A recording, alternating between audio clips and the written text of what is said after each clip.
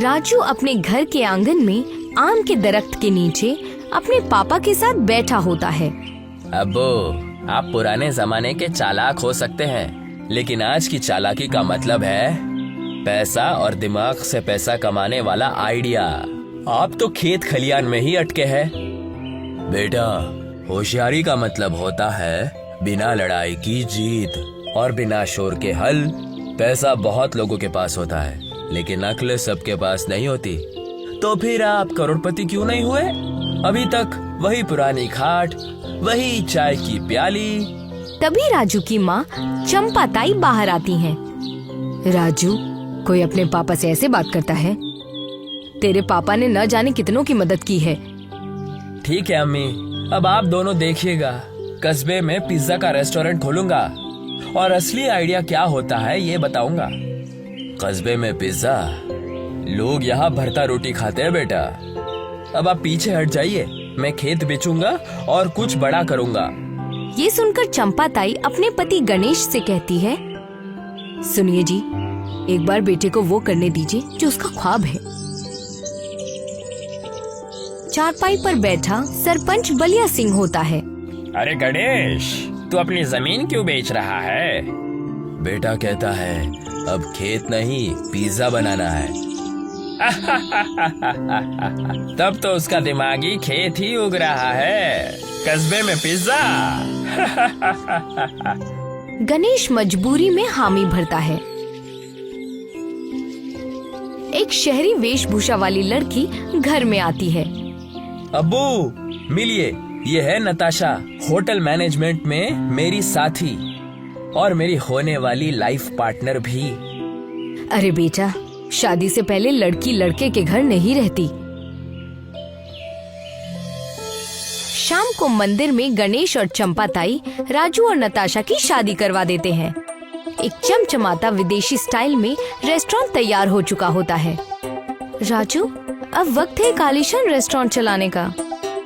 ये कस्बे की सोच बदलने वाला कदम होगा। रेस्टोरेंट में हलचल होती है। नौजवान ग्राहक पिज्जा खा रहे होते हैं। बड़े शहर वाला जायका लग रहा है। ये सब तो बढ़िया है, लेकिन कुछ भारी सा लग रहा है। अगर ऊपर भरता होता ना, तब असली मजा आता। 2-3 दिन की भीड़ के बाद ग्राहक आना बंद कर देते हैं। राजू और नताशा हिसाब किताब कर रहे होते हैं। राजू, सारे पैसे खत्म हो गए। इंग्रेडिएंट्स खरीदने के लिए भी अब नहीं बचे। सब लगा दिया रेस्टोरेंट में। अब राजू, अब तो टमाटर पनीर खरीदने तक के पैसे नहीं हैं। हम वेटर को तनख्वाह कैसे देंगे? कस्बे वाले इतने पिछड़े होंगे, सोचा नहीं था। तभी राजू के गांव का बलराम एक शातिर मुस्कान लिए हुए आता है। क्या बात है राजू, तुम्हारे चेहरे पर ये फिक्र की लकीरें क्यों छलक रही है? अब आपको क्या बताऊं बलराम भैया, अब्बू का खेत बेचकर हमने आपकी ही जमीन खरीदी थी और सोचा था कि पिज्जा रेस्टोरेंट कस्बे की मार्केट में धूम मचा देगा।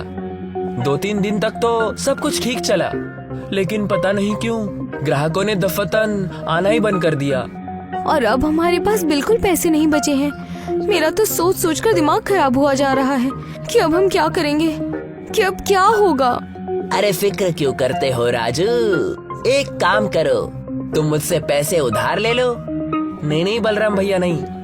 अरे राजू बाबू, परेशान क्यों हो, ले लो उधार। जब रेस्टोरेंट चलेगा तब दे देना, ब्याज व्याज नहीं। कस्बे में सब अपने ही होते हैं। इतनी दरियादिली क्यों? अरे बेटा, कस्बे के भलाई में दिल खुश हो जाता है। राजू पैसे ले लेता है। चारों ओर सन्नाटा पसरा हुआ था। कुर्सियां खाली थीं, मच्छर उड़ते फिर रहे थे। ग्राहकों का नामो निशान नहीं था। क्या पिज्जा विज्जा, पेट ना भरता, जीभ जरूर कट जाती है। हमारे भरते में जो जायका है वो इन टमाटर वाली रोटी में कहाँ। बलराम दूर से रेस्टोरेंट को देख रहा होता है। राजू नताशा के साथ होता है। तभी वहाँ पर बलराम आ जाता है और राजू से कहता है, राजू, मैंने जो तुम्हें रकम उधार दी थी, अब मुझे ब्याज के साथ वापस चाहिए। ये आप क्या कह रहे हैं बलराम भैया? आपने तो कहा था कि आपको ब्याज नहीं चाहिए। तुम होशियार नहीं बेवकूफ हो राजू। आप क्या बकवास कर रहे हैं? मैं हमेशा राजू के अब्बू गणेश से अंदर ही अंदर जलता था, क्योंकि कस्बे में गणेश के होशियारी का ही बोलबाला है। जब मुझे पता चला कि गणेश का बेटा राजू कस्बे में अपने अब्बू का खेत बेचकर रेस्टोरेंट खोलने जा रहा है, और वो भी पिज्जा का, तो फिर मैं समझ गया कि बेटा अब्बू की नैया डुबो देगा और बहती गंगा में मैं भी हाथ दूंगा। क्या क्या मतलब है आपका? मतलब ये है कि जो मैंने तुम्हें रकम दी थी ना, अगर वो मुझे 1 महीने के अंदर वक्त पर नहीं मिले तो तुम्हारा रेस्टोरेंट और इसकी जमीन मेरी हो जाएगी और फैसला पंचायत करेगा। इतना कहकर बलराम अकड़ता हुआ वहाँ से चला जाता है। बलराम के वहाँ से जाते ही राजू का पापा गणेश सिर झुकाए अंदर आता है। तुमने जो भी कहा मैंने सब सुन लिया। जब तुमने रेस्टोरेंट बनाने के लिए बलराम की जमीन खरीदने की बात करी थी, मैंने तभी तुम्हें मना कर दिया था, लेकिन तुम माने ही नहीं। और तो और तुमने मुझसे पूछे बगैर उससे उधारी ले ली। मैं तुम्हें कब से बताना चाह रहा था कि बलराम अंदर ही अंदर मुझसे जलता है। ये तुम्हें नुकसान पहुंचाने की जरूर कोशिश करेगा। अब ठीक कह रहे हो अब्बू, अब कुछ नहीं बचा। बलराम ब्याज के साथ पैसे मांग रहा है। 1 महीने में नहीं लौटाए तो रेस्टोरेंट भी जाएगा और शायद घर भी। अब तक तुमने अपनी मन की सुनी, अब मेरी बारी है। अब तुम वो करोगे जो मैं कहूंगा। जी अब्बू। कल से किचन में भरता पकेगा, बैंगन वाला, और वही भरता चढ़ेगा पिज्जा पर। नाम होगा भरता पिज्जा। अब्बू, कोई नहीं खाएगा भरता वाला पिज्जा। ये कस्बा है, यहाँ पिज्जा नहीं चलता, लेकिन भरता सबका चाहिता है। दोनों को मिला देंगे तो दिल और जुबान दोनों जीतेंगे। भरता पिज्जा तैयार होता है। कुरकुरा बेस, बैंगन का भरता, देसी तड़का और हरा धनिया। गांव की ममता बुआ पहला टुकड़ा चखती हैं। अरे वाह, जैसे रोटी पर भरता लगाया हो, लेकिन कुरकुरा, मजा आ गया। धीरे धीरे ग्राहक आने लगते हैं। कुछ दिन बाद रेस्टोरेंट में भीड़ होती है। हर तरफ हंसी खुशी का माहौल होता है। हर टेबल पर भरता पिज्जा खाया जा रहा होता है। बिल्कुल घर जैसा स्वाद है। पिज्जा का भी देसी रूप हो सकता है, ये तो कभी सोचा ही नहीं था। राजू और नताशा किचन में बिजी होते हैं। बलराम दूर से रेस्टोरेंट में देख रहा होता है। ये बुजुर्ग गणेश तो फिर से पासा पलट गया। तभी रेस्टोरेंट के अंदर से राजू और नताशा बैग लेकर बलराम के पास आ जाते हैं। बलराम बुरी तरह से चौंक जाता है। राजू वो बैग बलराम को पकड़ाता हुआ कहता है, ये लीजिए तुम्हारे पैसे ब्याज के साथ। और अपनी जिंदगी में एक बात याद रखना, आप किसी से जलन रखकर कभी भी कामयाब नहीं हो सकते हैं। जलन करने वाला अपना ही नुकसान करता है। ये सुनकर बलराम सिर झुकाता हुआ वहाँ से चला जाता है। गणेश खाट पर बैठा होता है। तभी राजू के मोबाइल की घंटी बजती है। हेलो जी, एनडीटीवी से। जी हाँ, भरता पिज्जा भीलापुर से ही आगाज हुआ। राजू, देखो सोशल मीडिया पर ये फूड ब्लॉगर ने हमारा वीडियो डाल दिया है। दोनों हक्के बक्के रह जाते हैं। एक बड़ा आयोजन होता है। सब गांव वाले जमा होते हैं। मंच पर राजू और नताशा खड़े थे और नीचे गणेश और चंपाताई। चंपाताई राजू के पास आती है। बेटा, अब तुझे समझ आया ना होशियारी का मतलब? हाँ अम्मी, अब समझ गया कि असल बिजनेस वो है जो दिल से किया जाए, और अब्बू से बड़ा बिजनेस गुरु मैंने आज तक कोई नहीं देखा। इतना बोलकर राजू सभी गांव वालों की ओर देखकर कहता है, मेरे अब्बू गणेश प्रसाद सिर्फ एक होशियार किसान नहीं है, वो एक विजनरी है। आज भरता पिज्जा जो भी है उन्हीं की सोच का नतीजा है। भीड़ तालियों से गूंज उठती है। गणेश अब भी खाट पर लेटा होता है। बच्चे खेलते हुए रेस्टोरेंट से निकलते हैं। दूर भरता पिज्जा का बोर्ड चमक रहा होता है। पवन और सोनू 2 सगे भाई थे। उनकी माँ ने मरने से पहले पवन को सोनू की जिम्मेदारी दी थी, क्योंकि पवन चतुर था और सोनू बहुत ही सीधा था। मेरे बच्चों, मेरा अंत समय आ गया है और मुझे सोनू की चिंता होती है। वो बहुत भोला है, उसका जीवन कैसे व्यतीत होगा, और ऊपर से वो एक पैर से अपाहिज भी है। अम्मा, आप ऐसा क्यों कह रही हैं? बेटा, एक ना एक दिन तो सबको जाना ही है। मेरा वक्त अब आ गया है। मैं तेरे अब्बू के पास जा रही हूँ। अब सोनू की जिम्मेदारी मैं तुझ पर छोड़कर जा रही हूँ। जो हमारी जमीन है उसमें खेती बाड़ी करना और अपना जीवन व्यतीत करना, सोनू का ख्याल रखना। ये कहकर सोनू के माँ की मृत्यु हो जाती है। सोनू को बहुत दुख होता है। पवन को अम्मी के जाने का दुख तो होता ही है, परंतु उसे बहुत खुशी भी होती है कि उसके पास जमीन का एक छोटा सा टुकड़ा आ गया है और अब वो अपने जीवन को बहुत अच्छी तरह से व्यतीत करेगा। अम्मा गई तो गई, मगर अपनी सारी जिम्मेदारी मुझे देकर चली गई। इस अपाहिज सोनू को मैं कब तक ढोता रहूंगा? मेरा भी परिवार होगा, मेरे भी बीवी बच्चे होंगे, तो क्या मैं जिंदगी भर इस अपाहिज सोनू को अपने साथ रखूंगा? नहीं, मैं ऐसा नहीं होने दूंगा। पवन सोच रहा था कि वो सोनू को अपने से दूर कैसे रखे।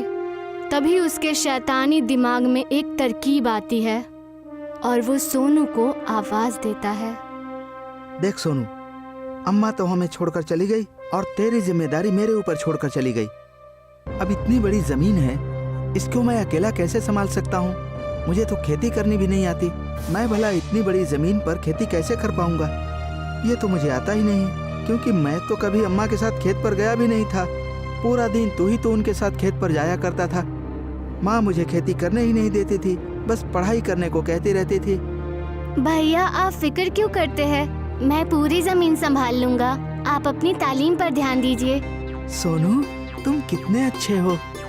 तुमने खेतों की जिम्मेदारी लेकर मेरे ऊपर से बहुत बड़ा बोझ हटा दिया। तुम खेत संभालो, मैं पढ़ाई संभालता हूँ। आप बेफिक्र रहिए, मैं अब जमीन की तरफ जाता हूँ। सोनू कड़ी धूप में खेती करता है। वो खेत में चने की दाल और गेहूं उगाता है, जो कि बहुत अच्छी फसल के रूप में उभर कर आते हैं। उन्हें देखकर सोनू बहुत खुश हो रहा था, क्योंकि उसकी मेहनत रंग लाई थी। वो भागा भागा पवन के पास जाता है। अरे ठहर जा, क्यों इतनी तेजी से भाग रहा है? ऐसा क्या हो गया कि तू इस तरह भागता हुआ आ रहा है? वैसे तो तू चल भी नहीं पाता, लेकिन अब हवा से बातें कर रहा है तू। भैया, बात ही कुछ ऐसी है। देखो, मेरी मेहनत रंग लाई। गेहूं की बालियां कितनी अच्छी हुई हैं। हवा में ऐसे लहरा रही हैं जैसे सोना। चने की दाल और गेहूं बहुत अच्छे हुए हैं इस बार। अच्छा, क्या बात है? पवन जब खेत में गेहूं और चने की दाल देखता है तो उसे बहुत खुशी होती है और उसके मन में लालच आ जाता है। अगर ये सोनू यहाँ पर रहेगा तो मुझे इसे आधा हिस्सा देना पड़ेगा। मैं इसे थोड़ा सा चना और गेहूं देकर इसको रफा दफा कर देता हूँ। देख सोनू, तूने मेहनत की, ये बहुत अच्छी बात है, मगर मैं कब तक तेरा बोझ उठाऊंगा? तू अपने हिस्से के चने और गेहूं लेकर अब मेरा पीछा छोड़ दे।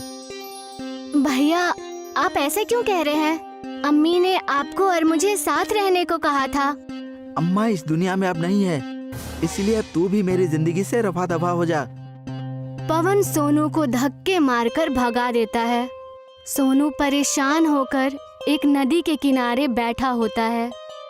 तभी उसका दोस्त अनिल वहां आ जाता है और उससे उसकी उदासी का कारण पूछता है। सोनू सारी बात अनिल को बता देता है। अनिल उसकी परेशानी देखकर सोनू को उसके साथ अपने घर पर चलने को कहता है। यार, मुझे अपने भैया से ये उम्मीद नहीं थी। मुझे घर से ही निकाल दिया। अब मैं इस दुनिया में किसके सहारे जीऊंगा? ये मुट्ठी भर गेहूं और चने लेकर मैं अपना जीवन कैसे व्यतीत करूंगा? गलती तो वैसे भाई की भी नहीं है। मुझ जैसे अपाहिज और मंद बुद्धि को वो अपने साथ भला रखेंगे भी क्यों? तू फिक्र क्यों करता है? तू मंद बुद्धि नहीं है, बल्कि बहुत सीधा है और हर किसी को अपनी खासियत के बारे में पता नहीं होता। अब करूँ भी तो मैं क्या करूँ? तू फिक्र मत कर, मेरे घर चल। मेरी माँ ने आज अच्छे पकवान बनाए हैं। आजा, मैं तुझे खिलाता हूँ। सोनू के बहुत मना करने पर भी अनिल उसे अपने साथ घर ले जाता है और घर ले जाकर दाल पकवान खिलाता है जो सोनू को बहुत पसंद आती है। ये तो बहुत स्वादिष्ट है, जी कर रहा बस खाए जाऊं। मैंने इतना स्वादिष्ट खाना कभी नहीं खाया। मेरे दिमाग में एक तरकीब है, क्यों न तू इन दाल और गेहूं का इस्तेमाल दाल पकवान बनाने के काम में कर। मतलब मैं ऐसा कर सकता हूँ? मेरे पास तो कोई जमीन भी नहीं है। तू इसकी फिक्र मत कर, उसका बंदोबस्त मैं करा देता हूँ। अनिल सोनू की मदद करता है और उसकी मदद से सोनू दाल पकवान बनाता है, पर वहाँ कोई भी ग्राहक दाल पकवान खाने नहीं आता। तभी एक बुढ़िया वहाँ पर आती है और उससे खाना मांगती है। अम्मा जी, आज ही दुकान शुरू की है, अभी तक कोई ग्राहक नहीं आया है। आप आई हो मेरी पहली ग्राहक, मैं आपको दाल पकवान जरूर खिलाऊंगा। पर बेटा, आज तुम्हारी पहली रसोई है, पर मेरे पास तुम्हें देने के लिए कुछ भी नहीं है। आपके पास तो बहुत कीमती चीज है, वो है आपकी दुआएं। आप बस अपनी दुआएं दीजिए और ये दाल पकवान खाइए। बुढ़िया दाल पकवान खाकर बहुत खुश होती है और वो अपनी पोटली में से थोड़ी सी चने की दाल निकालकर, मेरे पास तुम्हें देने के लिए कुछ भी नहीं है, लेकिन हाँ, ये चने की दाल है, इसे मेरी दुआएं समझकर अपने पास रख लो और इसे अपनी दाल में मिला लेना। ये कहकर वो चली जाती है। अगले दिन सोनू फिर से दाल पकवान बनाता है और बुढ़िया के दिए हुए दाने उस दाल पकवान में डाल देता है। जैसे ही दाल बनती है, ग्राहकों की कतार लग जाती है और शाम तक उसकी बहुत आमदनी होती है। उसे अपनी आंखों पर विश्वास नहीं होता। मुझे तो विश्वास नहीं होता, एक ही दिन में मुझे कितनी बरकत हो गई है। कल तक तो एक भी ग्राहक नहीं आया था। ये सब तुम्हारी नेकी का बदला है। तुमने जो उस बुढ़िया को खाना खिलाया था ना, उसके बदले में जो दाल उसने तुम्हें दी थी, ये उसी दाल का असर है। वो दाल के रूप में तुम्हें दुआ देकर गई है, जिससे तुम्हारी दिन दूनी रात चौगनी कमाई होगी। अब ये दाल पकवान करिश्माई बन चुका है। सोनू ये जानकर बहुत खुश होता है और वो अपना काम जारी रखता है। दाल पकवान सबको पेट भर खिलाकर जब शाम को दाल पकवान बच जाता है, तो वो उसे उन लोगों में बांटता है जिनके घर उस शाम को चूल्हा न जला हो। वो गरीब लोगों में ये सारे दाल पकवान बांट देता है। अब उसकी दिन दुगनी रात चौगनी बरकत होने लगती है और वो बेहद अमीर बन जाता है।